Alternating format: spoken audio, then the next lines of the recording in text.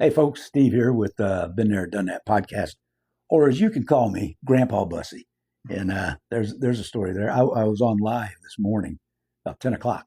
I see the comments scrolling up, and I got the typical insults from the kids, and I get it. It's insults, and I'm not one of these guys who sits back and says, "Oh, I didn't know I was being insulted." That's bullshit. Um, Grandpa Bussy, and I take a lot of pride in being Grandpa Bussy. That's something that takes you a long time to earn. And as far as being elderly goes, I earned all the gray hair and like I said, gray hair and wrinkles. Honestly, I earned every damn one of them.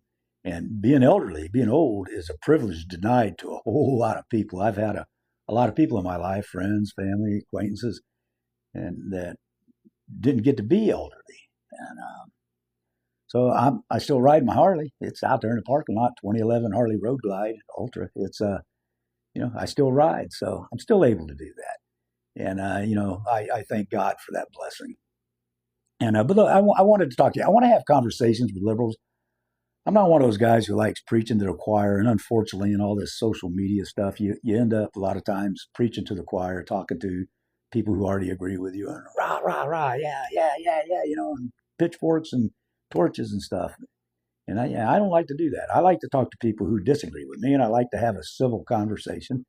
And when we're doing the full podcast, been there, done that. I've got a studio built up here, and my brother joins us from, excuse me, up in North Florida. And Jerry produces, directs, and runs the soundboard and the video mixer. We got multi cameras and stuff.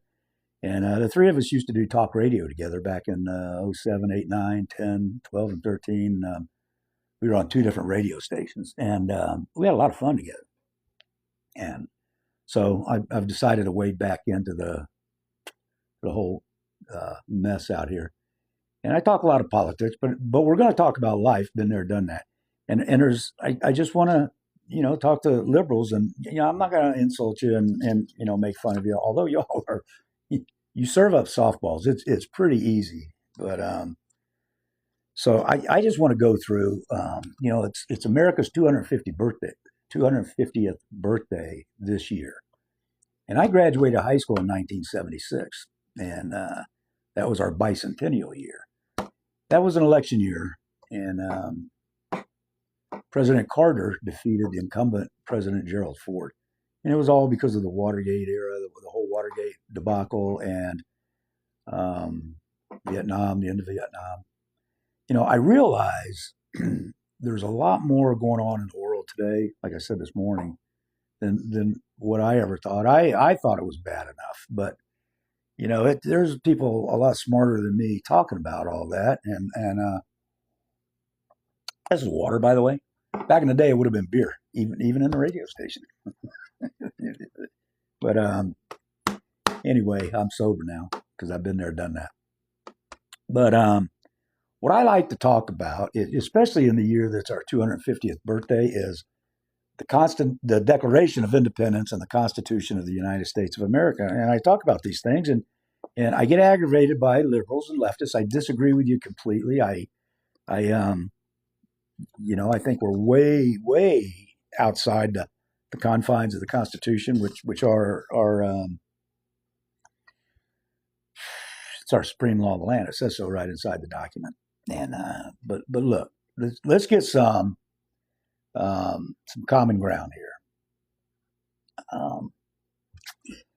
I'm a Christian. I'm Catholic, so I believe it's my Christian duty to it's my responsibility to help house the homeless, feed the hungry, clothe the naked, and heal the sick.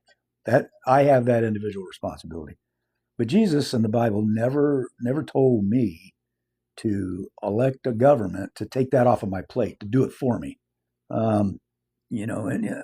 Responsibility biblically is individual for me. And sorry, salvation is individual. Jesus said there's going to be people to my left and people to my right, and I'm going to look over here and say, "Get thee away from me! I never knew you." And Lord, Lord, didn't I preach on your benefit? Didn't I do this and that? When I was thirsty, you never gave me drink. When I was hungry, you never gave me food. Well, we're going to be judged as individuals, and that Jesus is going to do that. Whether you're an atheist or not, I don't care. But I have that responsibility. I don't believe though, because I'm a Christian, I'm a Catholic. I believe that God gave us all free will. In America, especially, you have the free will to be an ass. You don't have to help anybody. You can be greedy. You can be. That's another thing, real quick. Just a distraction here, a digression. Why is it greedy to want to keep my money, but it's not greedy for you to want to take my money just to give it away? It's not greedy for that person down the street to want my money or to covet what I've got or to be jealous. I never understood that. It's not greedy for me to want to keep my money to take care of my family. That's not greed. And I pay taxes. I've been paying taxes all my adult life. But I if you liberals are honest, and I know a lot of liberals who are, they honestly want to help other people, and I get that. And I'm a Democrat plant. No, D, I'm not a Democrat plant. I've been a conservative Republican since the late 70s probably. I was a little liberal when I got out of high school, when I was in high school, but no, I've been a pretty diehard conservative for a long time, D. So no, I'm not a plant. I'm an old guy that wants to talk to people, and figure this stuff out because there's people, Democrats and Republicans, the establishment that want to keep us divided. They want to keep us fighting, and we got to find a way to stop doing that. You want to try to help take care of people if I take you at your word, and so do I. I want to help. Hey, Thomas, I want to help. D, I want to help take care of people too, but I believe it's an individual responsibility. And people will say, well, there's too many poor people for charities to help out. And that's not true. We had the big glitch in the Great Depression, and that was caused by the reserve banks, the big banks. They caused that kind of crap. And then FDR, the president that preceded him, the Republican, and then FDR, they pulled all these levers of government power, and they prolonged the Depression and deepened it. And economists will tell you that today. And it was actually World War II that got us out of it. But not that I promote war. I don't. I spent 20 years in the military, but there's nobody more anti-war than a member of the U.S. military because we know what we're capable of doing, and we've done it, and we've seen it done, and it ain't pretty. But anyway, if you're liberal and you want to help people legitimately, and I take you at your word, I want to help people legitimately too. And in the Great Depression, we had this big glitch. But look, here's if you really want to help people, if that is actually your goal, you got to do the research. You can't be lazy and just take the talking point. I don't want to call you lazy, but you can't just take the political talking points like we all tend to do. Go back and look, and it was arguably government that broke our healthcare system, and then they just kept breaking it. And then Medicare and Medicaid, when Lyndon Johnson in 65 and early 60s or mid 60s, he put government deep pockets in Medicare, Medicaid, and prescription drugs, and it completely broke our healthcare system. And then the government has been toying with it and allegedly trying to fix it ever since. And Obamacare just wrecked it. I know people that had good insurance plans, but after Obamacare came out, they can't use their insurance anymore. Their deductibles and copays are way too high. And again, lobbyists are writing these bills, and because of Obamacare, we end up giving these billions of dollars in subsidies to these insurance companies. And that's a load of crap. Hi, Yomana. Is that Yomana? Joseph Gleason. How you doing, brother? Welcome. So, we got to understand government's not our friend. And every time, in my opinion, whenever we give government more power, more responsibility, we ask government to do more things, we lose freedom. And our nation is built on individual freedom and liberty. I mean, go through the Constitution and take the time to read it. I've read the Constitution, the Declaration. I've studied them. For 20 years, I swore my life upon an oath to support and defend the Constitution of the United States against all enemies, foreign and domestic, and bear true faith and allegiance to the same. I know there's veterans that disagree with me about how to do that and what that means. I get it, to each their own. I understand. But because I took that oath and I was overseas, I worked counterintelligence collections. I was in a third world country. I had to go to these damn cocktail parties and I had to go golfing And I had to have all these conversations back in the late 80s. I studied all this crap and I really dove into it head first. I've read a lot of the ratification debates in the states who wanted, they weren't going to ratify the Constitution unless they got a Bill of Rights. And I've read the and Anti-Federalist papers, and things just don't mean what a lot of you are claiming. For example, the General Welfare Clause doesn't mean like you take it to mean today with welfare. If you go back to James Madison, he's the father of the Constitution, and he wrote the Virginia Plan and wrote about the General Welfare Clause, and he said, no, that ain't what it means. So is the Constitution supposed to keep up with changes in society? Sort of, yeah. It's what we call the amendment process. That's the only way to change it. Supreme Court decisions don't change the Constitution. They don't have the authority to do it. Neither does the president, neither does Congress. You know, if you read the 10th Amendment, it said those powers not delegated by this Constitution. So how do you delegate new powers by the Constitution? You do an amendment. And we used to do that up through, history in the 20th century.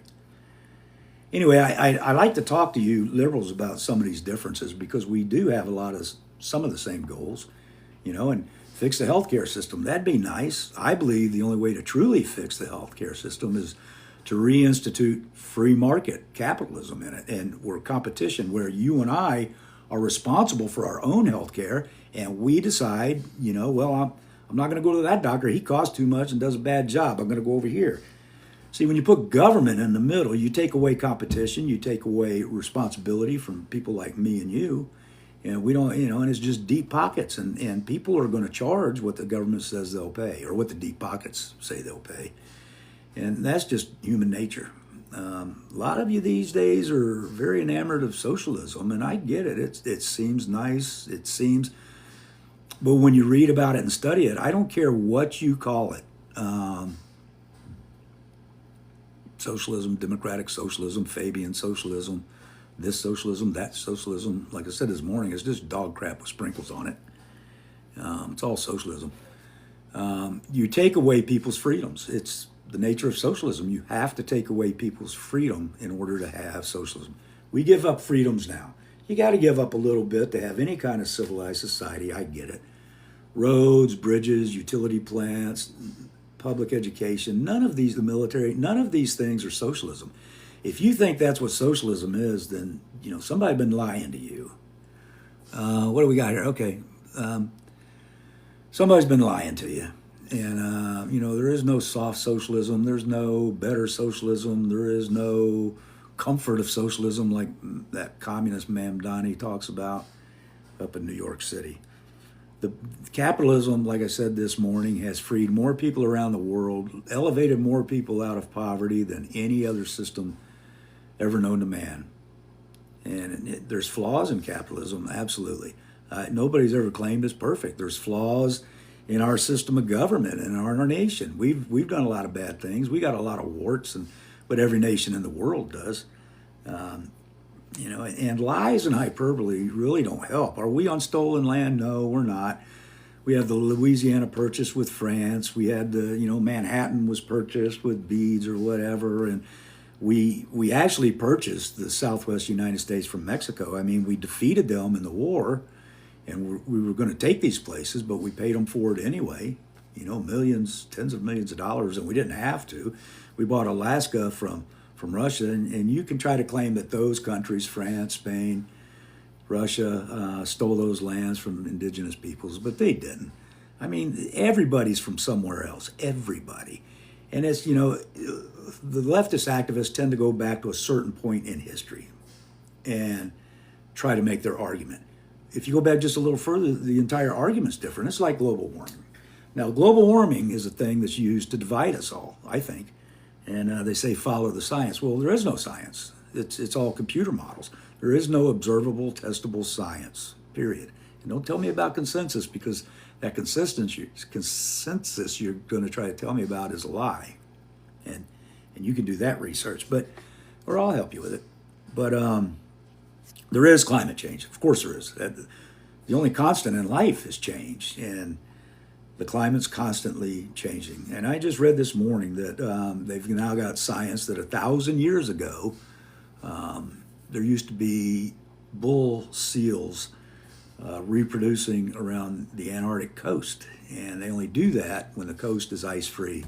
And now, it's been locked in ice for like 1,000 years or 10,000 years or something. Hey, Jack. So global warming, climate change is used to divide us all and keep us arguing and keep us distracted. Look back at World War I and World War II and how bad that was going for Europeans until we got involved. We haven't been perfect, and I don't claim that. But boom, there went the train of thought. So, but a lot of America stands in the way of a lot of this one world government stuff. And I used to make fun of you one world government people, the people talking about the UN and the World Economic Forum and the World Health Organization. I used to make fun of all of you, and I owe you a big apology. And Alejandra Potenza, but I used to make fun of all of you back in the 90s, and I made fun of you in 2010, 11, 12, and 08 and stuff on AM radio here in East Central Florida, America's Space Coast. But I owe you all an apology. I was wrong, and I'd readily admit when I was wrong. And I believe all that stuff now. See, it's not Democrats against Republicans, and a lot of you have been saying this. I see, on social media, and a lot of you have already been saying it, and I'm a little bit late to the party, but here I am.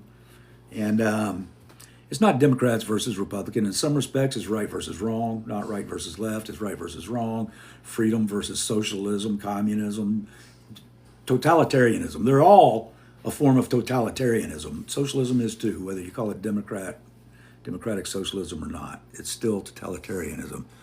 And you bet I love Harley Davidson, Samsung driver. Damn right, I got one sitting out there. I had a Sportster years ago. I got a Harley Davidson Road Glide now that I ride, and I ride as much as I can. So, and I'm one of those guys when it comes to riding. I'll ride 250 miles to get a grilled cheese sandwich. In fact, there's this place we go down to Avon Park, Florida, and it's about 2 hours away. And they got the best street tacos down there that I've ever had in my life. And Joker got a Softail, baby. Are you going to Bike Week? I'm going up to Bike Week. I live about an hour south of Daytona, and I'm going up to Bike Week next week. So, I'll be doing some reporting up there. Blacks, yes or no? I don't give a shit what color anybody is. I don't know what that's supposed to mean, blacks, yes or no. I don't give a rat's ass what color anybody is. I don't give a rat's ass if you're Mexican, Korean, who you are. You're all welcome in America as long as you come in legally, knock on our door and fill out the paperwork and come on in. I don't give a shit what color you are or where you're from. Can't make it going to Chili Cook later this year. The Chili Cook-Off?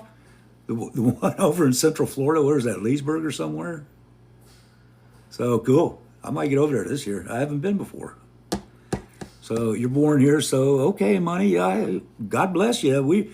It's a blessing to be born in America. Man, I'm damn glad I'm from here, and it's a true blessing. And thank you, money. Owen Mercer, how you doing, brother? Owen, that's an assumption that hope I don't misgender anybody. I usually make fun of leftists and liberals and stuff, and I'm trying not to do that today. But because I want to have a conversation. I worked tactical counterintelligence collections over in the Philippines for 3 years, and thank you for your service. God bless you too, and thank you. When someone thanks me for my service, I usually thank God for the opportunity to serve. I get a little frustrated, with some of the crap going on in the country, and I'll think to myself, what? My service wasn't, you people weren't worth my service, blah, blah, and that's all crap. I get all full of myself sometimes like everybody else. And I'm in a 12-step program. I'm a recovering alcoholic. And so I've learned a little humility and not to take myself too seriously. And, that's what we're going to try to do on this podcast. Been there, done that. We want to talk about addiction, recovery, alcoholism, living with chronic illnesses. Some of you may or may not know, I've got stage 4 emphysema. I see you're a fellow veteran. Yes, sir. You Desert Storm, my brother's 100% disabled Desert Storm vet. Thank you for your service. And Money, you're welcome. It was my pleasure to serve. It was a true pleasure, and I thank God for the opportunity to do it. And I'm 100% disabled in the VA and stuff, and my brother is too. And my dad was a Korean War, Vietnam War vet. The history of our family military service to the U.S. actually dates back to 1775.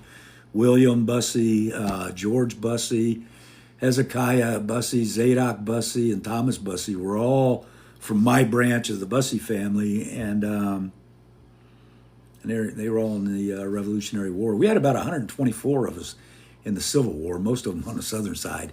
If you're going up through I-75 in southern Georgia, there's an exit there for Bussey Road, and we're from Pike County, Georgia originally.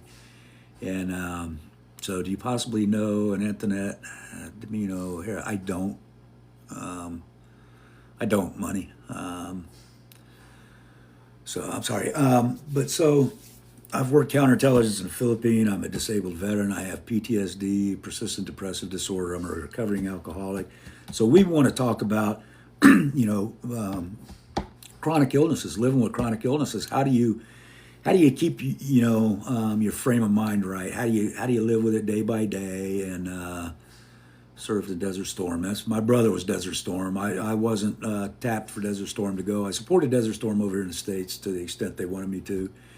And yes, sir, 82nd Airborne, Joker. My brother was 82nd Airborne starting at about 1981 for 9 years. He had 144 jumps out of fixed wing, rotary wing, and man, he's in the VA right now, Joker. I salute you. Anybody's got balls big enough to jump out of airplanes. So my brother, man, he jumped out of them. I got to land with him, and man, he's a nut.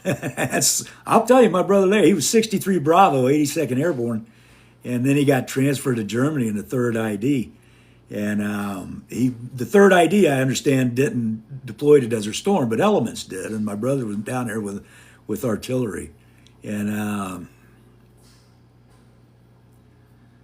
Zach, Trump knows a lot. I mean, but the thing about Trump is he listens to the people around him, and that's I think, yeah, my brother's got the busted knees, man. He's had multiple surgeries. He had a hard landing one time, and his leg came as far forward as it's supposed to go backwards, and his ankles are bad. And man, he's still recovering, and he's messed up, brother.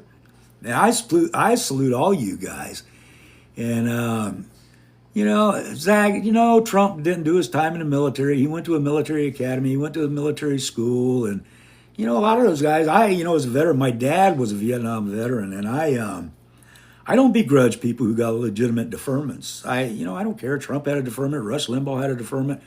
Here's the thing about Bill Clinton. Hey, Grumpy, hey, man, hey, Ghost.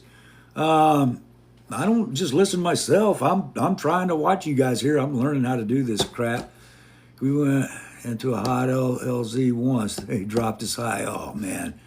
Joker, my brother told me a thing that happened out west in a training exercise where the winds picked up and people got dragged and everything. And, man, you guys, I'll tell you what. But, no, nobody's brainwashed me, Zach. I mean, come on. You guys got to be more creative. You kids got to be more creative with your insults. Come on now. You got to punch it up a little bit. Get a little creative, man. And you're jealous of millionaires and billionaires, and I never lost a pay raise or a nickel because of a millionaire or billionaire. And I never got a job from a poor man. So, Zach, I don't try to defend myself. Screw you. You got no defense for if you're, well, I promised I wasn't going to insult people here. But, hey, I can't read your name, Chris. My question is, when do you all start going to Mexico to protest what's going on there? When do you all start going? I ain't going. I'm a conservative Republican, brother. And so, Trump doesn't give a shit about you. Yes, he does, Zach, blah, blah, blah. Good job coming out with those talking points, Zach. But you got to try to update your talking points, man, so you have better insults. Your insults carry more weight when you're more creative and you update your talking points. All that stuff about Trump and veterans and all that was all debunked by people who were in the room. It's all been proven lies. I bet it was bad, Joker. We had a new jumper, got tangled up coming out. About took his leg off. Yeah, God bless you guys, man. I mean, I'm proud as hell of my brother. His 9 years or whatever it was in 82nd Airborne and his 144 jumps. That's not something I could ever do. I was a cop, Air Force cop. I was a special agent with the Air Force Office of Special Investigations. I worked tactical counterintelligence. I ran around the jungles and up and down the mountains and rice fields, and I worked closely out in the field with elements of Philippine Army military intelligence and Philippine constabulary. But I ain't jumping out of no airplanes. We had an agent that used to fly us around the Philippines, not officially, not legally, and a little four-seater Cessna out of Clark Air Base. Man, I hated that damn airplane. So I ain't jumping out of shit. And I've had a lot of helicopter rides too around the Philippines, and I'm like helicopters. You know, them things aren't supposed to fly. They got that nut up there on the rotor, and they call it a Jesus nut because if that thing breaks, you send your soul to Jesus because your ass is gone. You remember that? You guys heard that? But anyway, even military training is dangerous. But having a discussion with you leftists, I wish we could agree on saving the country. It's the best country in the history of the world, and this year's our 250th birthday. We freed more people in general and more people of color from despotism and tyranny around the world than any other country ever known to man. And you can whine and bitch and cry about that comment all you want, but that's a fact. It's an empirical fact. And capitalism has elevated just since 1820 billions of people out of poverty. And that's just an empirical fact. Socialism has never, ever elevated anybody out of poverty. And thanks, Mark. I got a couple of veteran hats, and I used to be grumpy, and I'm not so grumpy anymore. I've gotten back in the Catholic Church and reestablished my relationship with God. I'm a Christian. I'm a Catholic, and so I'm not as grumpy as I used to be. I do have stage 4 emphysema, COPD, end stage. For all you liberals, I may not be alive too much longer. I got end stage COPD. And I know you can celebrate about that the way you celebrated about Charlie Kirk and everybody, and 5 years ago with Rush Limbaugh's death. But you can live for years with that end-stage COPD, and I've had some procedures and stuff. And you see, I'm not wearing my oxygen right now. It's because I don't have to, because I'm improving. So, and that's one of the things we want to talk about on the podcast is you're right. I might get another 40 years. I mean, hell, my dad had it, and he lived to be 78, 79. I'm only 67. You're right. There's no telling how much longer I might go. And so I get up, as we're taught in a 12-step program. I live one day at a time. I go to bed at night and I say, God, thy will, not mine. And, if it is your will, I'd appreciate you granting another day. And so far, he's 100%. He's woke me up every day. So I say my prayers, man, all the time. And it's a good life. There was a time in my life, I got back from working tactical counterintelligence, 3 years of that stuff, and saw some bad shit, did some bad shit. Had some people try to do bad shit to me, and COPD, 81 years old, and still smokes. Mark, my dad smoked right to the end, too. I mean, most of the time, filterless, Pall Malls, or, he tried to save money later, so they are filterless ragweed later in life. But he smoked right to the end. And Austin, okay, come on, baby. Come on, you got something for me, Austin. Keep talking, I'm so close. Austin, you want to come get me, brother? Come strapped and bring a lunch, because, you may kick my ass, but you're riding in the ambulance too, brother, if that's a threat. I mean, I don't know, but, if it is, come on, but come strapped. So, Mark, I wouldn't fight him either. Personally, I didn't fight my dad on it. I mean, he was a Korean War veteran and a Vietnam vet and a retired Master Chief Petty Officer, 30 years in the Navy, and just keep talking. Sweet. Jesus, Austin. All right, the insults are getting a little more creative. That one, you got to chuck out of me for that one. That's pretty good. Hello, UNC. Mustafa, how you doing, brother? So, I didn't try to talk my dad out of smoking, even though he died of COPD. And so But we're going to discuss a lot of stuff on Been There, Done That when we really get rolling. We're going to try to have a live show once a week. It's going to be a multicam show. We're going to have guests. My brother, a Desert Storm veteran, 100% disabled vet, is up in North Florida. We've got Jerry, who's going to be working the soundboard, producing and directing. And hey, Richie, he's going to be directing, producing, and contributing, be a contributor.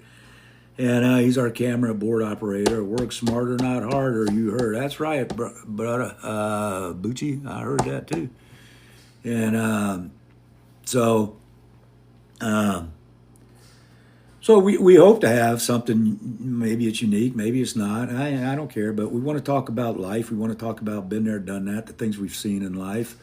Unc, okay, that's funny because I got a nephew that calls me Unc, and so we want to talk about life, the things we've been through, the things we've done, the things we've overcome. And we know there's people out there struggling. There are poor people in America. And, when I was newly married, what year did you serve? I started, Noah, I started December 1st, 1976, and I retired December 31st, 1996, 20 years. And I retired as a special agent with the Air Force Office Special Investigation. So I've been retired longer than I was in.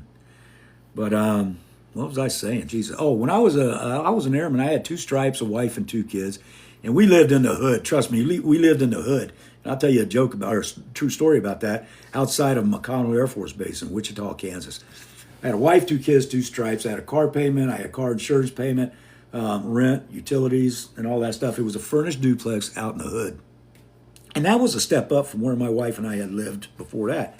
She's my high school sweetheart. And I worked 3 jobs. I worked 3 swing shifts, like 2:30 to 10:30 or something like that. 3 midnight shifts, 10:30 to 6:30 in the morning or something like that. And then you got 3 days off. But that first day off, you're coming off a midnight shift. And in between, you had what we called a 24-hour break coming off that last swing shift before you started your first mid shift. And so I worked another full-time job. It was broken up enough. I'd come off that last midnight shift or the last swing shift, and I'd get that 24-hour break.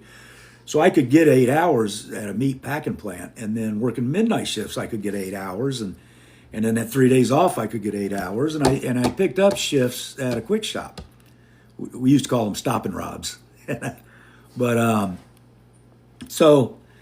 I worked hard. I worked damn hard. 2 full-time jobs and a part-time job about 1978 through 80, and kept the family afloat. And I know people need a hand up sometimes. There's sometimes people need temporary help, and I don't begrudge anybody that help. But look, here's the thing: if you have a real look at who's actually poor in America, trust me, I was in the Philippines.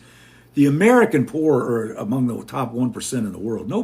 Nobody in America, maybe Appalachia or someplace like that, but we don't have real poor like they have in the Philippines, and so everything's relative, contextual. But if you narrow it down to who's actually poor, who's lazy, fraud, waste, and abuse, then the Great Depression notwithstanding, right now we do have enough family members, churches, charities, fraternal organizations, food banks, all these kind of things to fill in the gap and to give people temporary help. Confederate flag. Brother, you're looking at something else because it ain't the Confederate flag on my page. I don't have anything against the Confederate flag, but it's not on my profile pic. And I don't mind being insulted. You can insult me. I don't know. It doesn't matter because I don't know you. Not yet. And I got to respect you before an insult hurts my feelings. And if I don't know you, I don't respect you. So you got to be more creative. Lies or, come on. No, it's not a rebel flag. No, it's not a civil, Jesus Christ, you people are insane. It's a campfire with 3 guys sitting around it, been there, done that. They're shooting the shit. They're talking about problems in life and how to overcome them. Dumbasses. You don't know how to blow up a picture on TikTok or on the internet. Come on, you're supposed to know how to do this shit. So, wasn't talking to you, brother. Well, I wasn't talking to you either, foop. So, we want to talk about all that stuff. And I worked hard, 2 full-time jobs, in a part-time job, 1978 to 80, and people need, help, a little bit of help sometimes, and I don't begrudge them that help. Before you ever get to the federal government, though, you got state and local government and county government, and you've got family members, you've got churches, charities, fraternal organizations, all these guys, all these people, and corporations can help, and they do, and so there's no need for all this federal government welfare, and it's unconstitutional. And if you know the Constitution, if you read it, and look, don't listen to the Supreme Court. I mean, they expound on the Constitution, but they don't have any power to change it. If you look, the only legitimate way the Constitution ever changes is through the amendment process. It's not through the courts. It's not through the government. It's not through. In fact, the Constitution restricts all of them. It restricts the executive branch and the legislative branch and the judicial branch. It restricts them. And the guys that wrote the Federalist Papers said that the judiciary, which includes the Supreme Court, is arguably the weakest branch of government, lacking both the power of the purse and the force of the sword. The power of the purse is with Congress, and the force of the sword is with the executive branch. So, and some president, I don't know, supposedly said, the Supreme Court said, gave us their opinion, now let them enforce it. So, the poor states don't. Well, maybe if the poor states were a little more capitalistic and, they could afford it. But yes, they can. They can help their lower classes. They absolutely can if you define the lower classes properly and you get rid of the fake people, the scammers and fraudsters and everything, and stop talking about politics. Come on, Pac. One of the things I'm on here to do today is to have a conversation with leftists. And when it comes to been there, done that, politics is included. We're going to do, in fact, Pac, thank you. You just reminded me. That's a good thing. There's not going to be a lot of politics this way when we really get our podcast up and running. We're going to have shots from the right segments, and that'll be our political segment. So thank you, Pac. Your left, BJ, B-I-Det-123. I can't read that clearly. You can't see it. Well, B, you're left. I'm right. I'd love to have conversations with you, brother or sister, whichever's the case. I'd love to talk to you about politics. The media and the government, they all want to keep us stirred up and keep us divided and all that. And I think we have a lot of common ground in what our goals are, what we want to do. We want to help. And we just differ on ways to do it. So, yeah, it's not that simple. It is that simple. See, that's the thing. People saying it's not that simple. Yes, that's the dirty little secret. It is exactly that simple. They just don't want you to know it. How's it feel being old? Well, I'll tell you, Pac, being old is a blessing denied far too many people. I've had too many people in my life who never got to be old. So I'm grateful for it. And see, here's a dirty little secret, all you kids out there. I've been you, but you haven't been me yet. I've been you. And God bless you. I hope you get to be me one day. I hope you get to have gray hair and wrinkles and sit on a rocking chair on your back porch and like I do and have your coffee and talk to your grandkids and do things with them, teach them how to fish or ride four-wheelers or Harleys and stuff. I pray to God that as many of you as possible get to that point. And I've got a lot of friends and family who never got to that point. Spent 20 years in the military. There's a lot of people I served with who didn't get to be elderly. I'd made a lot of friends in the Philippines, Philippine Army and stuff. Some of those guys didn't ever get to be elderly. So how does it feel to be old, you ask me? And I don't know if you meant that as a backhanded, insult or whatever, and I don't care. I'll tell you, it feels damn good. It feels damn good being retired. It feels damn good to not have to put up with asshole bosses at work anymore. It feels pretty damn good to talk to my grandkids and my adult kids. See, that's a thing, man. That's a thing that's a blessing, is being able to watch your adult kids be successful. Being able to see them be good people. Now, thank God I had a great wife, because I was a dick a lot of times. I was alcoholic. I was a cop, a special agent, a GI. I was gone a lot. And their mama raised them good. And it's such Mike Conley, it's such a blessing to be able to see my three daughters and my son be adults and be successful. They're just killing life, man. They're successful. And they're good, honest, hardworking people. And it's a pleasure as an old man to talk to them on the phone, or my son's overseas with his family. And, we get to chat on Facebook Messenger and stuff. And we didn't have that when I was, stationed all around the world in the military. I was in Greenland, Thule, Greenland for a year, and I didn't get to talk. I got like 3 minutes on the phone once a week or once or twice a week or something like that. And so, yeah, how does it feel to be old? It's a blessing, brother. And, I get such a kick out of my grandkids. And somebody, when I was live this morning, called me grandpa. And I know they meant it as an insult. I get it. I was young too. And I embrace it. I'm Grandpa Bussey. I had my Grandpa Bussey in Atoka, Oklahoma, southeast Oklahoma. He was born in 1896, and that man was a cowboy, big man. And he was in the horse cavalry, the U.S. Army, the cavalry. And in 1918, he was stationed on the border between Mexico and New Mexico, on the U.S. side, of course. In World War I, the Germans tried to get Mexico to invade us, to take the pressure off of them in Europe. We'd have to defend ourselves here. And so Woodrow Wilson, I guess it was, sent the U.S. cavalry to the border. And my grandpa was one of them, and I love that man. And we called him Grandpa Bussey. So when my daughter got pregnant, I knew I was going to be a grandpa. I decided in my mind right then I wasn't going to be Pawpaw, Peepaw, any of them Pawpaws or something. So I was going to be Grandpa Bussey, the way my grandpa was. And so to the person who tried to insult me this morning, calling me grandpa, I embrace that. That's not an insult, as much as you want it to be. Calling me elderly, old, bashing on my looks, my appearance, I don't care. I had a guy the other day when I was live tell me I looked like I was 90. I hope I make 90. We'll think about that one. But so it's a blessing. And hey, was it Ling Ling? Hi, Ling Ling. And Jotw. Hey, brother. So I want to talk about all this stuff. There's something else I was thinking about. Stop talking about politics. We won't talk about as much politics when the real thing starts. All right, I'll tell you about the podcast. Been there, done that. And I've been talking about it, but we're turning my living room into a studio. And hey, Juliet, we're turning my living room into a studio, and we've got 1, 2, 3.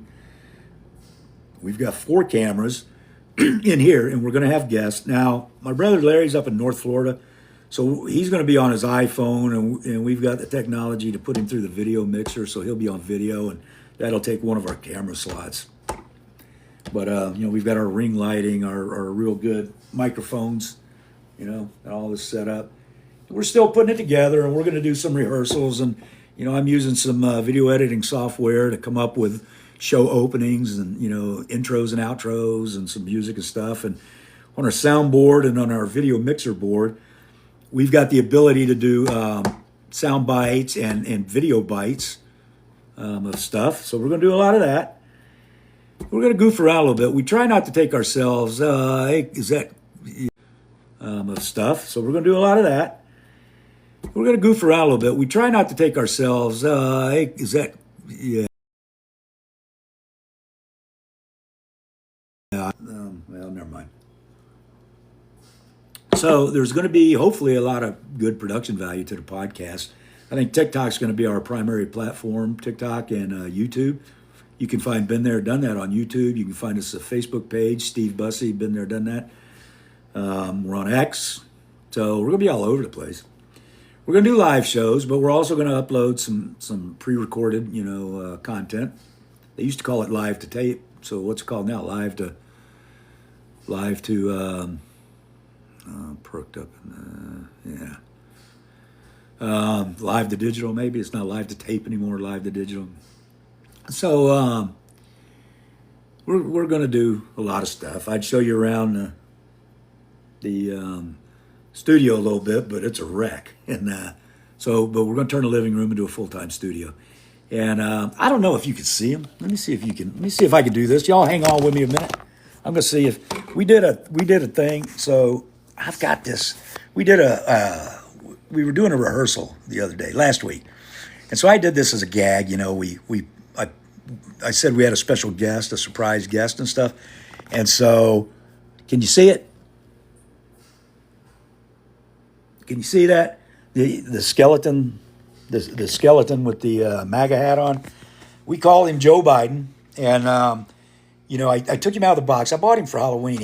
I was going to bungee cord him on the back seat of the Harley for Halloween, and I never got around to it. But when I took him out of the box the other day and built him, his legs are labeled left and right, and his arms are labeled left and right, and right on the right up here on the chest it says front. And I got a kick out of that because if you've been in the military, Claymore Mines, it says front towards enemy.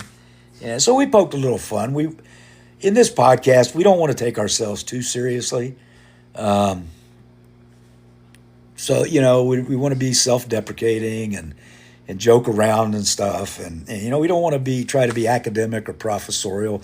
The whole podcast is based on our life's experience. We're all in our 60s. We're all old men. Two of us are 100% disabled vets. The other gentleman, Jerry, who's going to be our producer, director, board operator, engineer, he's a veteran, and he was down in Panama when we took out Noriega. And my brother's a Desert Storm vet, and like I said, I work tactical counterintelligence over in the Philippines. So, we're smokers and drinkers and cussers, and we're in recovery now, and we're closer to God now, and we've been through a lot of stuff. I used to horseback ride. I surfed the East Coast. I surfed a lot, fish and water skiing, snow skiing in Alta out in Utah. I've been a private investigator. I was a death investigator for the local medical examiner's office. I was a loss prevention specialist for corporate America. I was somebody told me I was going through this list one time, and somebody told me that I had trouble holding a job down, huh? Well, I do have pretty bad PTSD. I'm a little bit of a cuckoo for Cocoa Puffs, so yeah, I got my reasons. So I don't know Jeffrey. Hi, I don't know. How you doing? And so no cutie pie. I'm not gonna host. I don't do honey traps. I used to work tactical counterintelligence. I know all about honey traps, baby. So I ain't doing that. So anyway, I've been snow skiing. I've done a lot of things in my life. I used to be a ward worker. My brother's a carpenter, and he lives on an acre and a half. He's got ducks right now, but he had goats. He had a horse. He had a miniature bull. He had Aflac ducks. It's a cool place up there, man. But CapCut is good at editing software. I've got CapCut. Thank you, Mike. And I'm going to be trying that out. I'll download this stuff to my computer and use CapCut to cut out some shorts and upload them to YouTube and on here. But thank you for that, Mike. I appreciate it. So, we don't want to take ourselves too seriously. We want to talk about life. We've done a whole lot of things. Chances are, if you're going through it or facing it, we've probably got some experience, firsthand experience with it, or we know somebody who does. Hey, Bo, how you doing, nephew? Man, I'm proud of you, Bo. I love you, little buddy. I'm so effing proud of you. Hang on a second. Hang on, Bo. Let me see, Bo. Do you want to come on live? Invitation sent. You want to come on live? If you do, brother, just accept the invitation and come on. And but I love my nephew, man. He's a great kid. Beautiful daughter. Oh, I don't want to give out too much information. I'm sorry. This is TikTok Live. I shouldn't be talking about shit like that. But so odds are, if you're going through it or facing it, we've been there, done that, brother. We got a drawer full of T-shirts. Been there, done that. Got the T-shirt. And for all you folks that like to insult me about my age, don't forget, we boomers, we taught you guys how to use spoons and how to walk across the damn living room. So, hey, Radiation, appreciate you, brother. So, we taught you how to talk. We taught you how to wipe your ass. We taught you how to use a spoon. You don't bash me for this computer stuff. And, and somebody told me the other day, yeah, try to set the time on a VCR. I can do it, baby. I was there when they came out. Don't forget, it was our generation that went to the moon and back several times, unless you're one of those moon landing deniers. But so yeah, I'm old. We've been there, done that. So once we get this podcast rolling, we're going to try to do at least one live full setup show a week. It's going to be a 1 hour show because that's all you're limited to on TikTok, I understand, for a live show. We're going to have guests, in studio guests, and guests on the phone.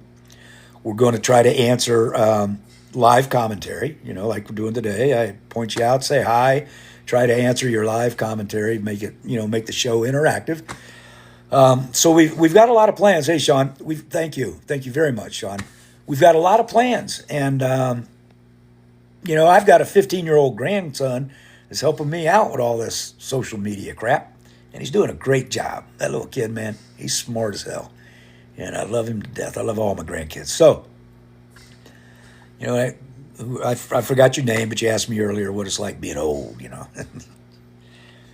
It's a true blessing. It really is. I understand my parents a lot better. There's a joke that goes around that the older I get, the righter my dad was.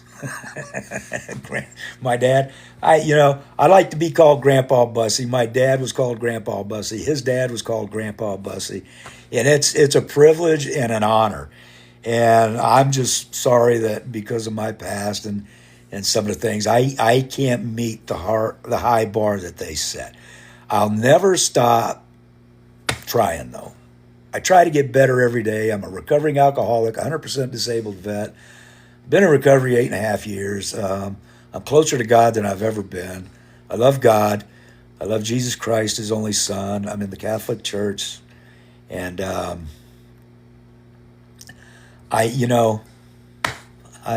Mike, are you kidding me? 1,000 likes, huh? Holy shit, brother. Hey, not bad for old man, I guess. Look, folks, we like to cut up. We like to have fun. I want to tell you one quick story. All right, one quick story here. It was 1976, and I was 18 years old, and I had hair down on I'll show you a picture one day. I had hair down on my shoulders.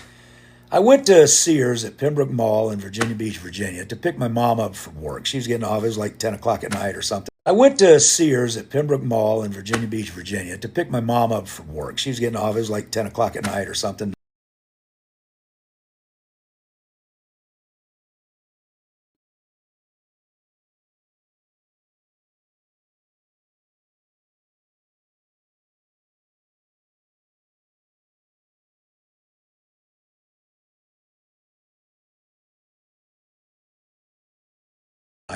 So I went to pick my mom up at work in the ladies' department. I walked back there, and there's this old guy sitting on a bench, and he was elderly. He was balding, and probably, if I had to guess, late 60s, early 70s. And this was 1976. And I was a smoker and a joker and a drinker. Graduated high school, hair down to my shoulders, and I sit down, and it's an election year, 1976, Carter versus Ford, Gerald Ford. And I sat down next to the man away from my mom. And a minute or two goes by, and neither one of us said anything. And the man finally looks at me and he says, I wouldn't vote for you just because of that long hair. I said, well, that's, folks, I'm going to try to put this back on the selfie stand.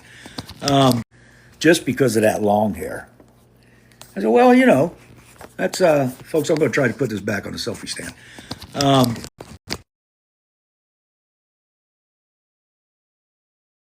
I said, well, that's fair. And I said, I probably wouldn't vote for you because I don't trust people over 40 and you're balding.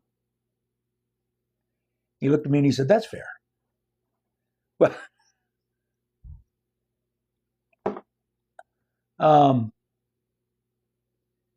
my only point is that, look, I've been you. I had the hair down to my shoulders, smoked about an ounce of pot a week, drank a gallon of beer as often as I could, cruised the strip, Atlantic Avenue in Virginia Beach, Virginia, and washed dishes in a restaurant. This is all before I went to the Air Force, December 1st, 76.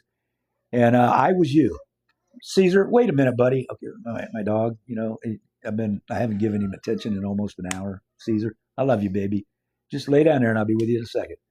Um, Actually, my service dog.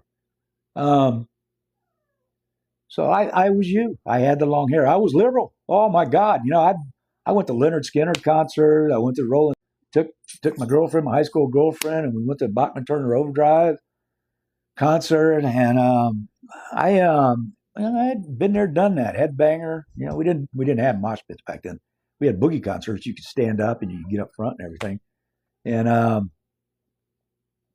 I've been you. You haven't been me. What's it like to be old? You know, things make a lot more noise. You know, the cereal Snap Crackle Pop. You know, Rice Krispies.